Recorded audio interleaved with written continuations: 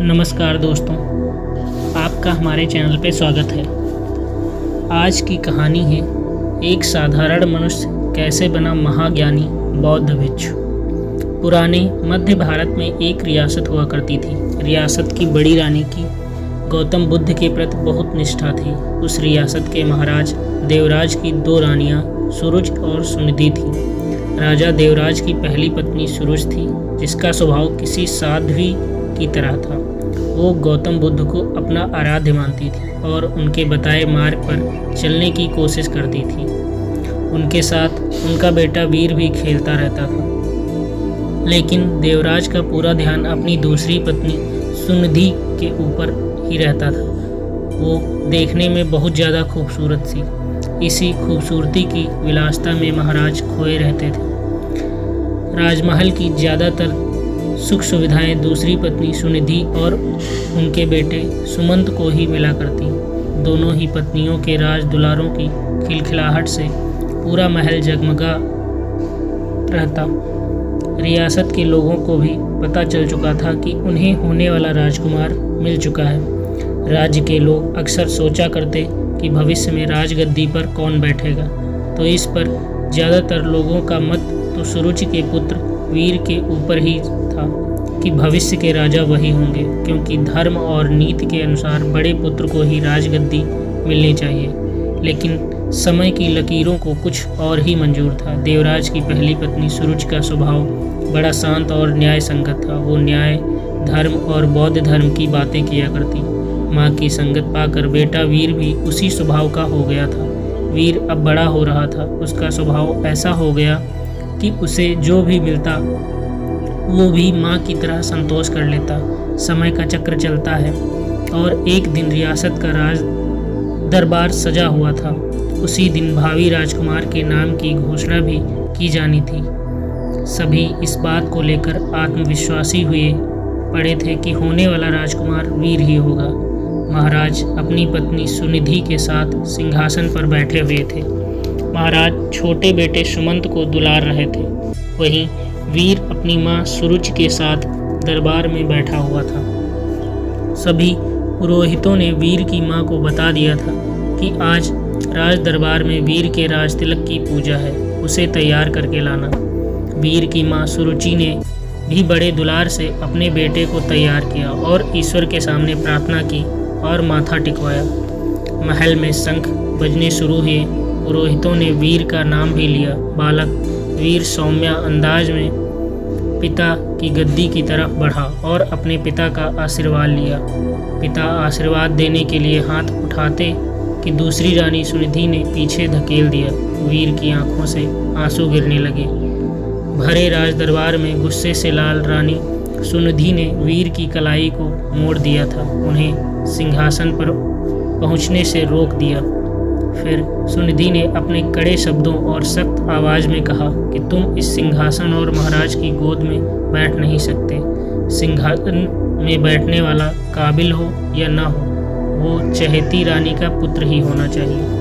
तुम दासी के बराबर वाली रानी के पुत्र हो। सिंहासन पर मेरा पुत्र सुमंत ही बैठेगा और जो सिंहासन पर बैठेगा जनता उसी को राजकुमार मानकर आदर सम्मान देगी। तुम जाओ अपनी माता के पास और बुद्ध की सेवा करो। मेरे रहते तुम्हें आत्मसम्मान कभी नहीं मिल सकता। जाओ, पहले अपना भाग्य बदल कर आओ। राजकुमार बनने के लिए तुम्हें मेरी कोख से जन्म लेना पड़ेगा। यह सब सुनकर पूरा राज दरबार हक्का बक्का रह गया।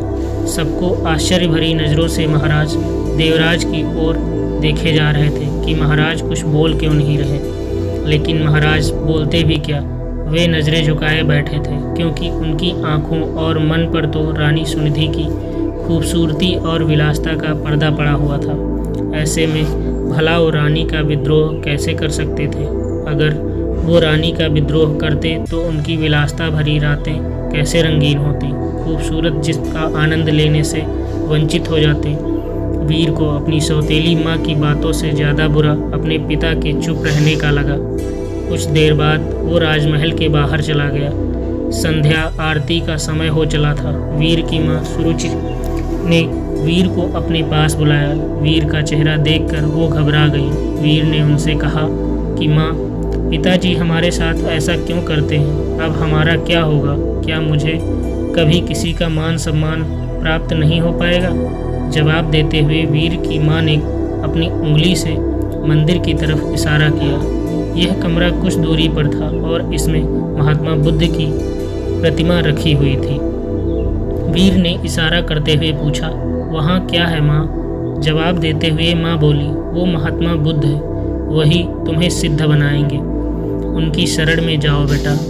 बुद्धम शरणम गच्छामि। ये पंक्ति सुनते ही वीर ने बहुत अच्छा महसूस किया। सुरुचि बोली, बेटे, तुम्हारे लिए इस सिंहासन से भी कहीं बड़ा और आगे का सिंहासन बना हुआ है। इसलिए इस सिंहासन, लालसा व मोह त्याग कर उस बड़े सिंहासन को प्राप्त करो। जब तुम उस सिंहासन पर बैठोगे तो, लेकिन इसे पाना इतना आसान नहीं। जीवन के उस सिंहासन तक तुम्हें महात्मा बुद्ध की शिक्षाएं लेकर जाएंगी।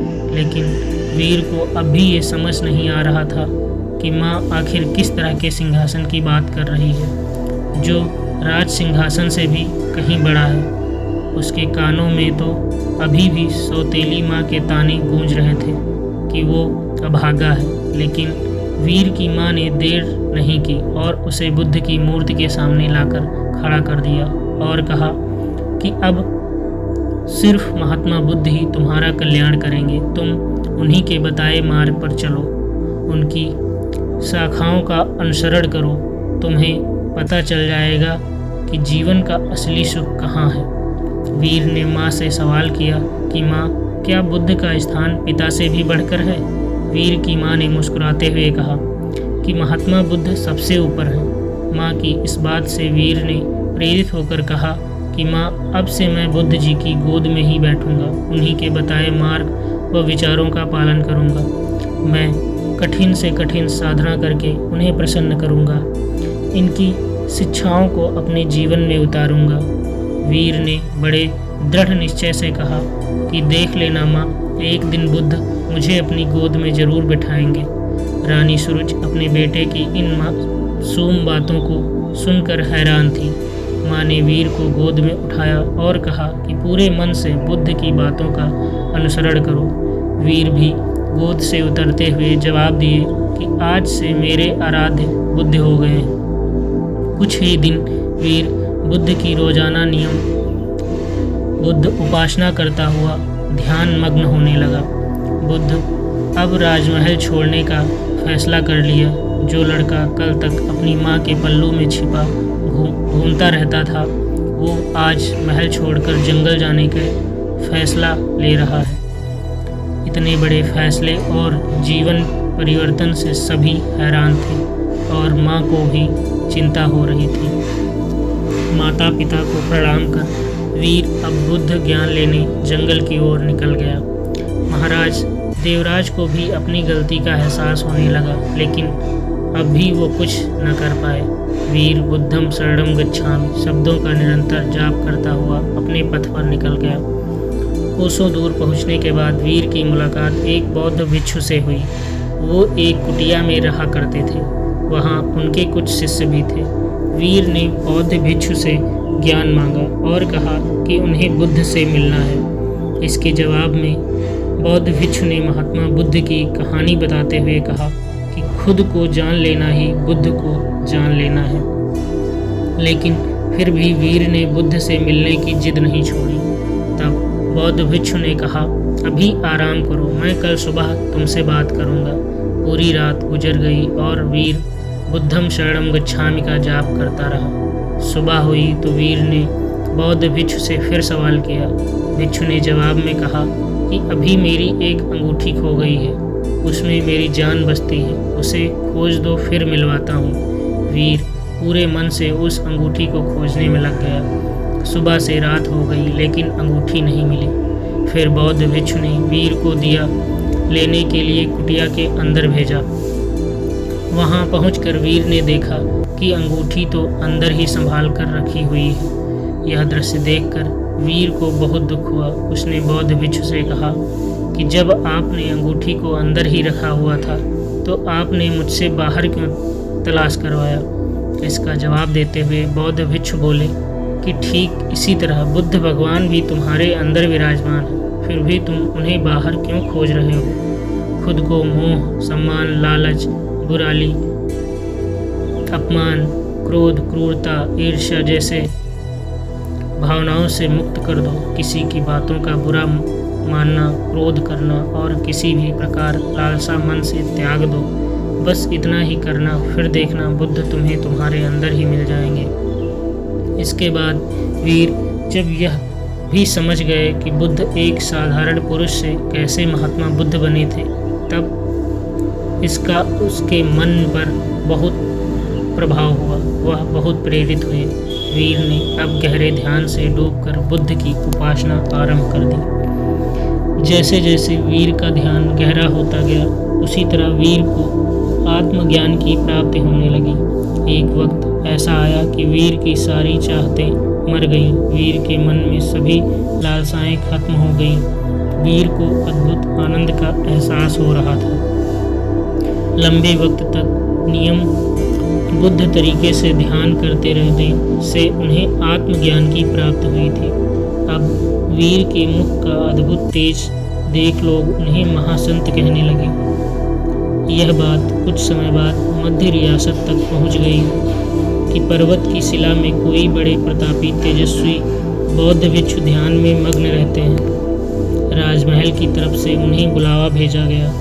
रियासत की हालत ठीक नहीं चल रही थी, क्योंकि महाराज का दूसरा बेटा विलासिता में बर्बाद हो चुका था। सुनिधि का हुस्न व खूबसूरती भी उम्र के साथ ढल चुका था। वहीं दूसरी ओर वीर की समृद्धि दूर दूर तक फैलती जा रही थी। एक दिन था जब वीर को सिंहासन पर बैठने के लायक नहीं समझा गया था, और एक दिन पाया बुद्ध भिक्षु के रूप में वीर ने राजमहल में कदम रखा। प्रजा की आंखों में आंसू भी थे और सम्मान भी। महाराजा और सुनिधि हाथ जोड़े पछतावे के आंसू रो रहे थे। वीर की माँ के कानों में भी बच्चे वीर की बातें साफ साफ गूंज रही थी। बौद्ध भिक्षु रूपी वीर ने सबसे पहले महात्मा बुद्ध की प्रतिमा को प्रणाम किया और कहा कि दूसरों की सेवा से बड़ी कोई विलासिता नहीं। कोई भी सिंहासन कोख से नहीं बल्कि काबिलियत से तय होता है। वीर ने राज सिंहासन का त्याग कर दिया और त्याग करने के लिए मंदिर रूपी कमरे की ओर चलने लगे। वहाँ वीर को देखने वाले लोग महसूस कर पा रहे थे कि जैसे कोई शांति की मूर्ति चल रही हो। बुद्ध की शरण में जाकर एक साधारण सा बालक वीर सिद्ध पुरुष बनकर लौटा था। दक्षिण भारत में आज भी यह कहा जाता है कि वीर को बुद्ध मंदिर की ओर जाते देखा था। सबने पर वापस आते कभी नहीं देखा गया। जब मंदिर के भीतर गए तो वहाँ पर बस भिक्षु वस्त्र ही मिले थे। कहा जाता है कि वह सिद्ध हो चुके थे। उन्होंने बुद्ध की शरणों में शरण ले ली थी। दोस्तों, इस कहानी से हमें सीखने को मिलता है कि कर्म भाग्य से कहीं बड़ा होता है, परिस्थितियों को बदल देने की क्षमता रखता है। बुरा कर्म धीरे धीरे मनुष्य से एक दिन सब कुछ छीन लेता है। मन का चैन, सुख, शांति, धन, संपदा, वैभव, सम्मान, प्रतिष्ठा। बुरा कर्म, गलत आदतें एक दिन मनुष्य का जीवन नरक बना देती हैं। इस कहानी से हमें यही सीखने को मिलता है, ईश्वर सभी के अंदर है। इसकी खोज स्वयं में करें। ईश्वर की मौजूदगी का एहसास जरूर होगा। जीवन में कोई पाप ना करें, हमेशा मदद करें और इंसानियत को जिंदा रखें। धन्यवाद दोस्तों।